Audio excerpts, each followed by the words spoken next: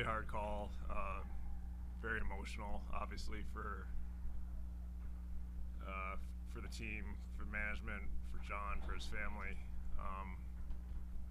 But with where we are in the standings, and an opportunity to get some good assets for the future, it felt like the prudent thing to do. So yeah, it's. I mean, there might not ever be another defenseman for the Washington Capitals like John Carlson, and that's not lost on us. He's been an ultimate professional, a massive part of the community, and obviously his on-ice product has been second to none. So not a decision that we came by lightly, but something that we felt was when you looked at it rationally, the right decision to make for our organization going forward, and again, just thank John for everything he did for our organization, and yeah, hope for the best for him in Anaheim. How in the loop did you keep him? I know he didn't find out until this morning, but had you kept him aware of that this could happen, I guess?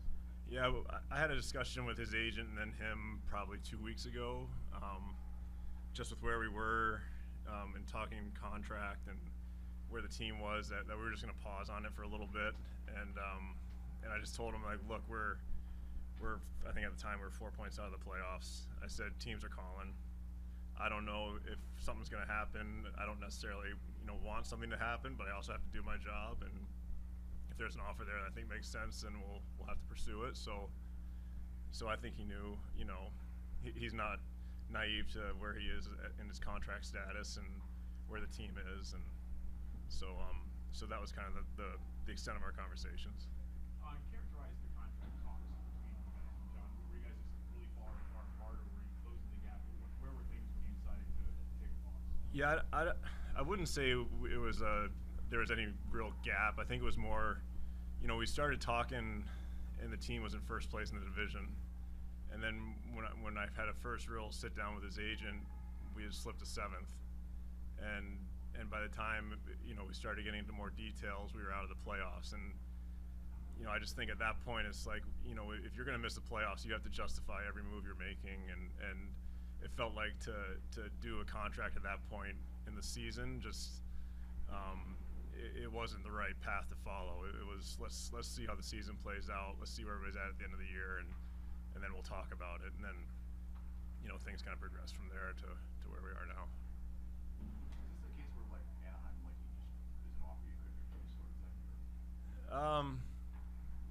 I mean, yeah, I think for us that first round pick is potentially a really good pick, and we can use it to try to add something, or we can use it to get a good player. Yeah, I mean, we weren't going to do it for just anything, for sure, and it moved fairly quickly. I mean, we definitely had some back and forth. We had a couple different types of deals on the table, depending on if they felt like they could talk to him to do an extension or not. And then it kind of went into late hours of the night. And one thing I do want to address is I think there's some perception out there that we were disrespectful to John and in the timing of the deal, or how we told him. And I think it was actually, we tried to approach it just opposite. We tried to be as respectful as possible as we could. We respect John, and we didn't want to do anything that we felt was disrespectful to him. So, we had two options at midnight when the deal finally got agreed to, but hadn't yet been processed by the league. Option one is wait till the morning, leaving 10 hours for a leak to get out, which happens with basically every deal at the trade deadline. And then John wakes up to a phone full of text messages and tweets and Instagram posts of a deal that he never heard from us about. Option two was to push through last night and call John at 1 a.m. and if he doesn't answer, leave him a message and tell him to call me. And so that's what we did. And I left him a message. I talked to him at 6 in the morning, and we moved on. So at no point were we trying to be disrespectful to John and how we communicated to him the deal. We were trying to do just the opposite. We were trying to be as respectful as possible. Big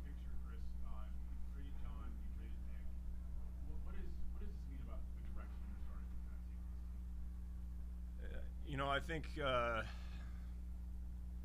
look, like they're great players and they're going to do great where they've gone, but at the end of the day, they're in their mid 30s, and our team is, our team is starting to have some younger guys step up, and at some point you need to pass the torch a little bit. So I think what this did, it allowed us to get some good assets for some players that realistically in 4 years from now probably aren't on our team, and we can use those assets to improve what we have here and now. We know what John meant, obviously, to this team. He means the same to the community. What is the message to the fans? I mean, the message to the fans is our goal here is to have a playoff caliber, Stanley Cup caliber team, every year. That's what we try to do. Will we have one every year? No. But our goal is to put the best team on the ice every year that we possibly can. And so we have to make our decisions based on that. And that's, sometimes it's a lot of fun because you're just sending first round picks out for the hot commodity on the market. And sometimes it's brutal because you have to trade guys that are a huge part of your organization to get some assets to be able to do that again in 2 years. And the last couple of days was one of those brutal days. How much of a difference did the games coming out of the break make when it came to your approach? We were talking to Hendricks yesterday, and he mentioned, what we had won against Utah would have been different.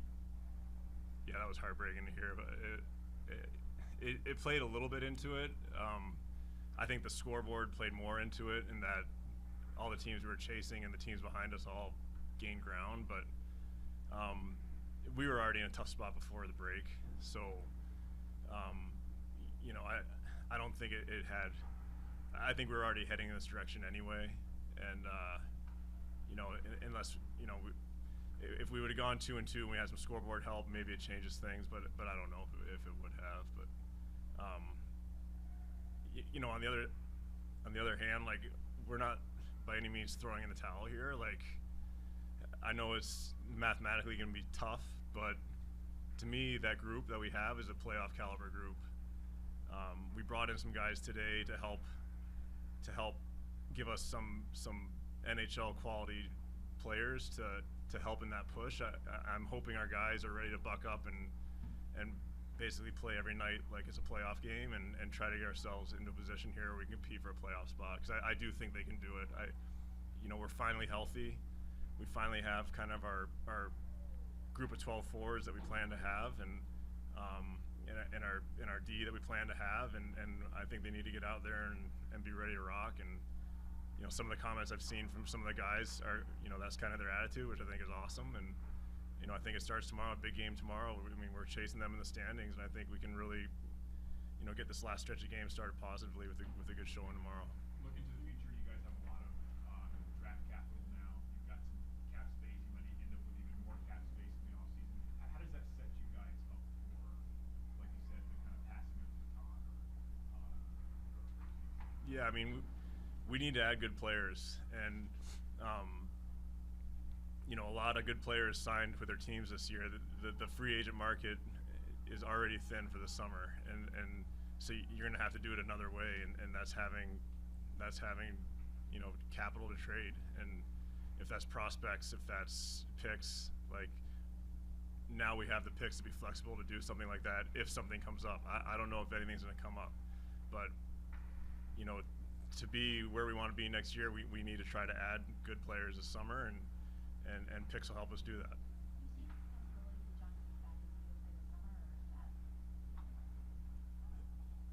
As weird as it is to say this and hear this coming out of my mouth, I actually can't comment on John because he's property of another team, and that would be tampering. So it's kind of bizarre to even say that. But Alex was pretty down today. Have you talked to him? You kind of talked to him, and where things stand with him? Does this say anything about where his future goes, or you guys are moving on and turning a page here in some ways? I mean, for me, it's the same as it was before with Alex. It's kind of his decision that he's going to have to come to go through his process to come to a decision on. As far as talking to Alex or talking to the team, I mean, I know Carves was planning to get the group together in Boston and talk to him.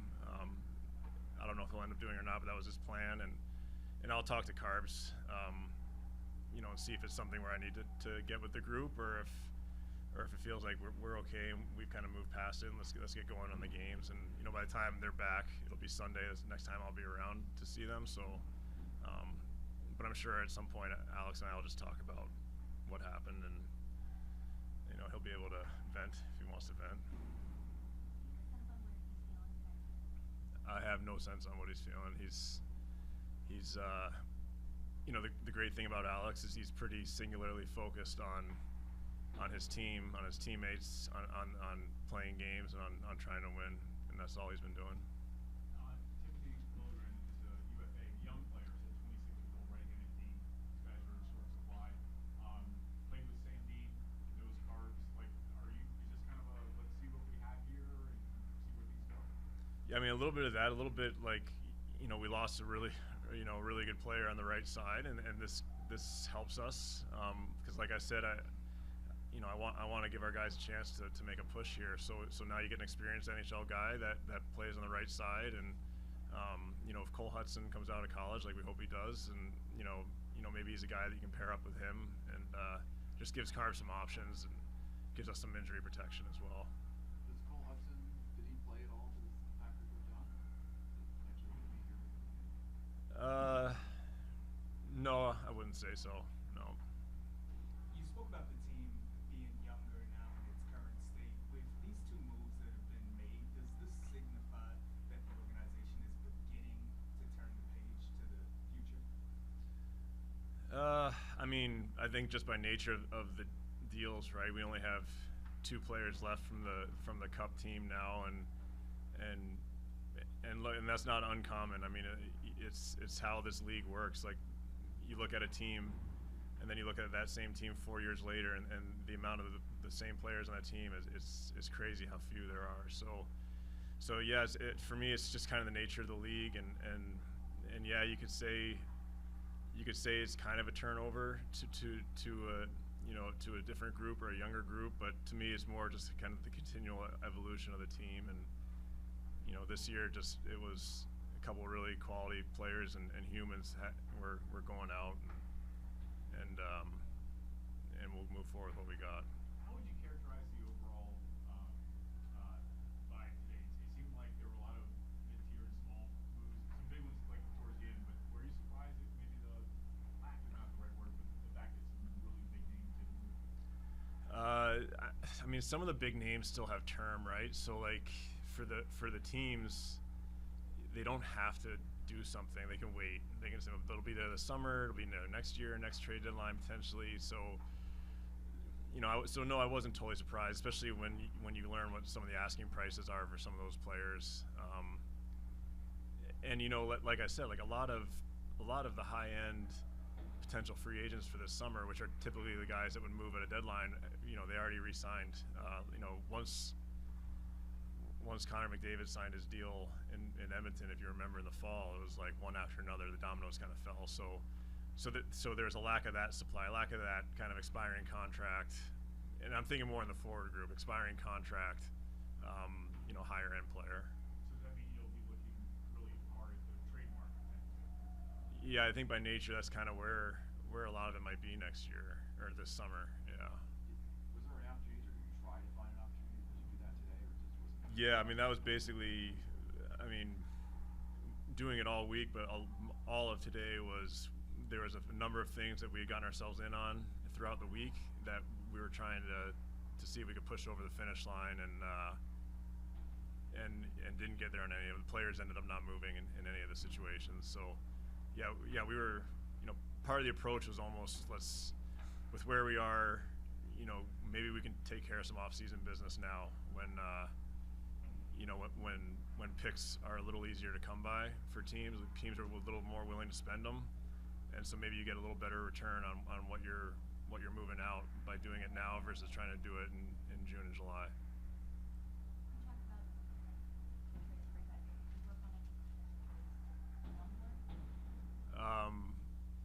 No, I think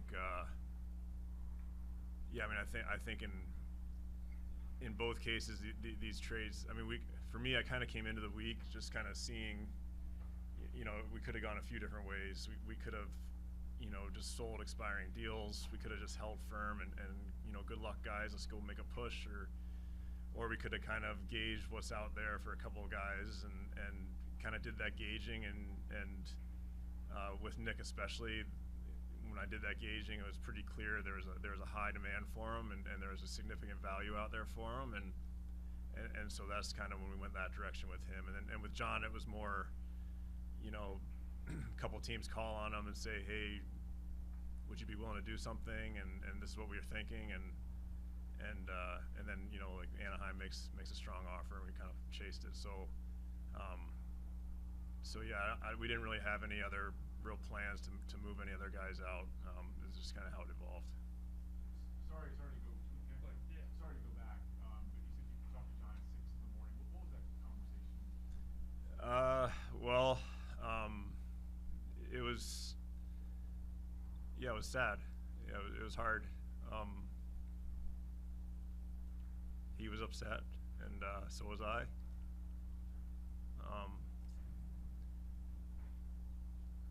But like I said, he's a pro, and I was expecting him to be angry, and he wasn't angry. He understood, and I think he was just sad that it ended this way. So. Good. Thank you. Thanks, guys.